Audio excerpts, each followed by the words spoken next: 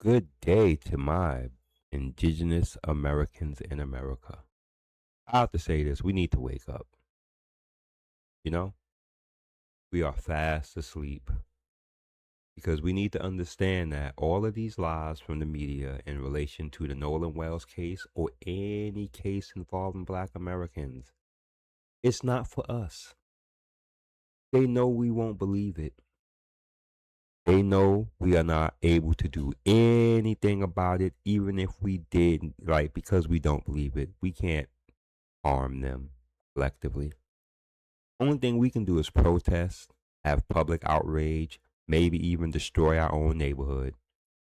How many of our leaders have they killed historically? And we black Americans, indigenous Americans have done absolutely nothing.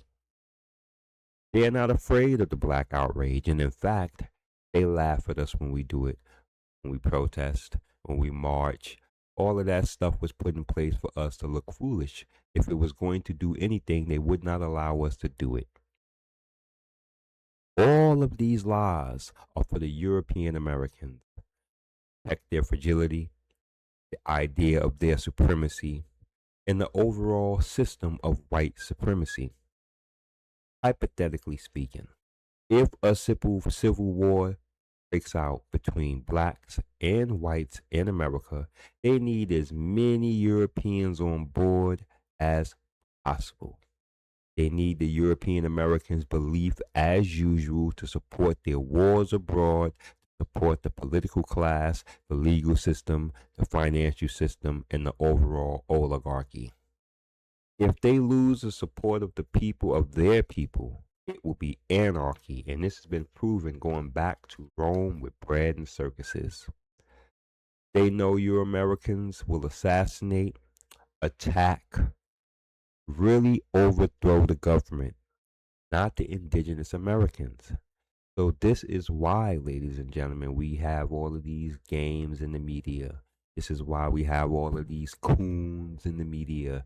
This is why we have all of this stuff going on with all of these lies and manipulations. It's because it's for the Europeans in America.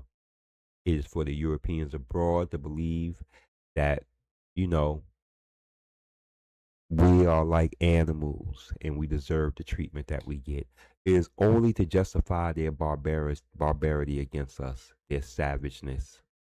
And I'm telling you, ladies and gentlemen, this has been going back all across history. I don't even understand how we fall for it at this point.